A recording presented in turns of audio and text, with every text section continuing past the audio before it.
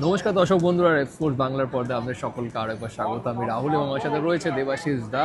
আর আপনারা সকলেই জানেন যে লাস্ট নাইট ইস্ট বেঙ্গল তারা সুপার কাপের সেমিফাইনালে জায়গা নিশ্চিত করে ফেলেছে এবং আজকে আমাদের শিডিউল্ড ফ্লাইট ছিল কলকাতা ফিরে যাওয়ার এবং ভাগ্যবশত এই একই ফ্লাইটে কিন্তু ফেরবার কথা ইস্ট বেঙ্গলও। এবং আমরা এই মুহূর্তে কিন্তু বসে আছি গোয়ার ডাবলিম এয়ারপোর্ট এবং আমাদের সাথেই কিন্তু বসে রয়েছে ইস্ট বেঙ্গল টিমও। আপনারা সেই ভিজুয়ালস দেখতে পাচ্ছেন। কিন্তু আজকে একটা অন্যরকম এক্সপিরিয়েন্স হতে চলেছে এবং সেটা অবশ্যই আমরা সেই এক্সপিরিয়েন্সে একেবারেই খুশি নয়। তার কারণ এই ফ্লাইটটা যেটাতে ইস্ট বেঙ্গল এবং আমরা ট্রাভেল করবো আর কি, যেটা কলকাতার উদ্দেশ্যে আমরা রওনা দেবো, সেই ফ্লাইটটা কিন্তু এখনও গোয়ায় এসে পৌঁছয়নি। ফ্লাইটটা ছাড়বার কথা ছিল 1:30-এ, দুপুর 1:30-এ, কিন্তু এখনও কোনো রকম অ্যানাউন্সমেন্ট নেই। এই মুহূর্তে ফ্লাইটটা কিন্তু রিশেডিউল হয়ে 5:30 হয়েছে। তো ইটস আ ডিফারেন্ট এক্সপিরিয়েন্স। এবার সিদ্ধা ইস্ট বেঙ্গল টিমকে আমরা দেখছি তারা একবার এয়ারপোর্টের ওই দিকে যাচ্ছে, তো একবার এয়ারপোর্টের এই দিকে। কী এক্সপিরিয়েন্সটা নিয়ে যদি একটু বলো।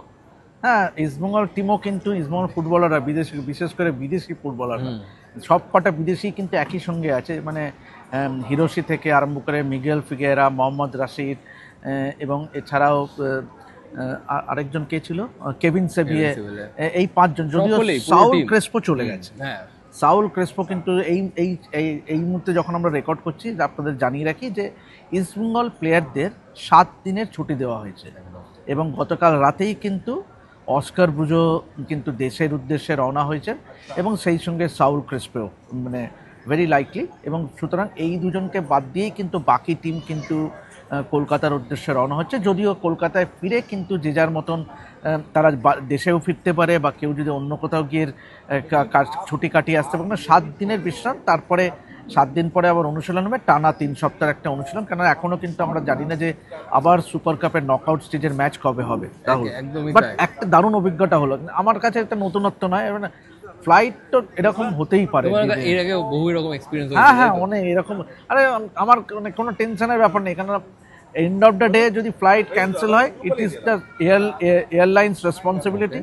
তারা আমাদের থাকার ব্যবস্থা করবে, তারা নেক্সট অ্যাভেলেবল ফ্লাইটে আমাদের বুক করে দেবে। বাট এরকম কোনোদিন অভিজ্ঞতা হয়েছে এখন, মানে কোনো টিম বা ক্রিকেট টিম একসাথে এবং তুমিও এয়ারপোর্টে ওয়েট করছো? ক্রিকেট টিম হলে তো সেটা অন্যরকম হতো। তার মানে অবশ্যই BCCI definitely would have planned accordingly এবং হয়তো চার্টার ফ্লাইটে করেই কিন্তু অন্য একটা জায়গায় নিয়ে তাদের গন্তব্যস্থলে পৌঁছে দিত। কিন্তু এক্ষেত্রে বাট ডেফিনেটলি এতগুলো টিকিট, লজিস্টিক্যাল একটা চ্যালেঞ্জ তো আছেই, কারণ এতগুলো প্লেয়ার, সাপোর্ট স্টাফ, তাদেরকে সবার এক ফ্লাইটে তুলে দেওয়াটাও বোধহয় সম্ভব নয়। এবং তাই জন্যই কিন্তু আমরা দেখতে পাচ্ছি যে ইস্টবেঙ্গল প্লেয়াররা, মানে দেখো, কালকে রাত্রে খেলে কোনো রকমে সব জিনিস ব্যাগেজ প্যাক করে কিন্তু চলে এসছে। তো সুতরাং ইটস ডেফিনেটলি খুব খারাপ অভিজ্ঞতা, বিশেষ করে বিদেশি প্লেয়ারদের জন্য। একদম। ইস্টবেঙ্গল যেটা দেবাশিসদা বললো, এখন 7 দিনের ছুটি এবং তারপর অস্কার ব্রুজো কিন্তু ছেলেদেরকে নিয়ে আবার সুপার কাপের সেমিফাইনালের প্রস্তুতি শুরু করে দেবে। টানা 3 সপ্তাহ অনুশীলন করবে তারা, টানা 3 সপ্তাহ ট্রেনিং করে তারপর কিন্তু সুপার কাপের সেমিফাইনাল খেলতে নামবে। যদিও এখনও সুপার কাপের নকআউট কবে হবে, কোথায় হবে, সেটা নিয়ে এখনও কিন্তু ধোঁয়াশা রয়েছে। কিন্তু 3 সপ্তাহ ট্রেনিং আমি যেহেতু বললাম, তো সেখান থেকে একটা জিনিস পরিষ্কার, সুপার কাপের সেমিফাইনাল কিন্তু হতে চলেছে একেবারে নভেম্বরের শেষ সপ্তাহে, অর্থাৎ এইদার 27শে নভেম্বর বা 29শে নভেম্বর, এবং ফাইনাল হতে চলেছে ডিসেম্বরের ফার্স্ট উইক, অর্থাৎ 6ই ডিসেম্বর বা 7ই ডিসেম্বর হতে চলেছে কিন্তু সুপার কাপের ফাইনাল। ইস্টবেঙ্গলের জন্য একটা বলতে গেলে সুবর্ণ সুযোগ এই সুপার কাপে। অবশ্যই এফসি গোয়ার রয়েছে এবং এটাও বলে দিই ইস্টবেঙ্গল কোন টিমেরকে ফেস করতে পারে সেমিফাইনালে। এখনও যদি ফরম্যাটটা বলি, যেটা সেমিফাইনাল হবে সেটা হচ্ছে এর গ্রুপ উইনার কিন্তু খেলবে সি এর গ্রুপ উইনারের সাথে, অর্থাৎ ইস্টবেঙ্গল খেলবে এইদার ব্যাঙ্গালোর বা পাঞ্জাব এফসি। কারণ এই মুহূর্তে কিন্তু গ্রুপ সিতে টপে রয়েছে পাঞ্জাব এফসি এবং তারপর ব্যাঙ্গালোর এবং তারপর গোকুলাম এবং মোহামেডান। সুতরাং গ্রুপ সি থেকে কারা উইনার হবে সেটাই দেখার বিষয়। তাদের বিরুদ্ধে কিন্তু খেলবে ইস্টবেঙ্গল এবং গ্রুপ বি এর উইনার কিন্তু খেলবে গ্রুপ ডি এর উইনারের সাথে। এবং এই মুহূর্তে এটা আলোচনা চলছে এবং এআইএফএফও সেটা ভাবনা চিন্তা করে দেখছে, যেহেতু ইস্ট বেঙ্গল কোয়ালিফাই করেছে সুপার কাপের সেমিফাইনালের জন্য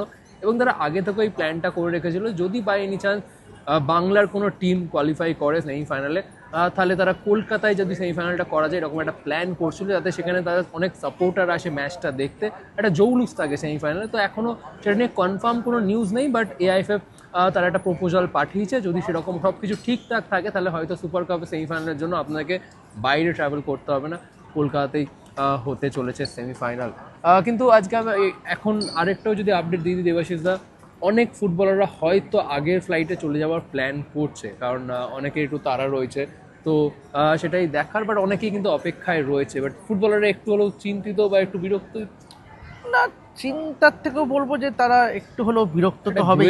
এক সপ্তাহ বাট এখানে কিছু করণীয় নেই। এখানে আপনি তো মানে ক্লাব ম্যানেজমেন্টকে দায়ী করতে পারেন না, এটা তো মানে এয়ারলাইন্সের এটা মানে কোনো কারণ আমরা ঠিক সঠিক কারণটাও জানি না যে কেন ফ্লাইটটা দুবার রিস্কেডিউল হলো। সুতরাং দেখো, ইভেনচুয়ালি তো কলকাতায় পৌঁছবেই, এবং সবাই আমরা সেফলি আমরা পৌঁছবো কলকাতায়, কিন্তু এটা একটা অভিজ্ঞতা, মানে আর কিছু না। একদমই তাই। আমরা এর আগেও আমরা যখন এসেছিলাম গোয়াতে, তখন আমাদের সাথে মোহনবাগান এসেছিল, বাট তখন স্মুথ ছিল ট্রাভেলটা। বাট অ্যাজ অফ নাও, আমরা যে ভিডিওটা এখন করছি, অ্যাজ অফ নাও ফ্লাইটটা কিন্তু রিশিডিউল হয়ে বিকেল 5টা 15 হয়েছে। 5টা 15 গোয়া থেকে ছাড়বার কথা, কিন্তু ফ্লাইটটা যেখান থেকে আসবে গোয়ায়, সেখান থেকে কিন্তু এখনও টেক অফ করেনি। সো গড নোজ যে আজ আমরা কখন কলকাতায় পৌঁছাবো, ইস্ট বেঙ্গল টিম কখন কলকাতায় পৌঁছাবে। তো অবশ্যই আমরা যেই মুহূর্তে কোনো আপডেট পাবো অবশ্যই আপনাদেরকে আপডেট দিতে থাকবো। বাট আপাতত ভিডিওটা এখানেই শেষ করছি। তো কী করলো ইস্ট বেঙ্গলের ফুটবলাররা আজকে এই ফ্লাইট ডিলে হওয়ার পরে এয়ারপোর্টে, তো আমরা আর বলবো না, চলুন দেখে নেওয়া যাক রেভ স্পোর্টসের পর্দায়।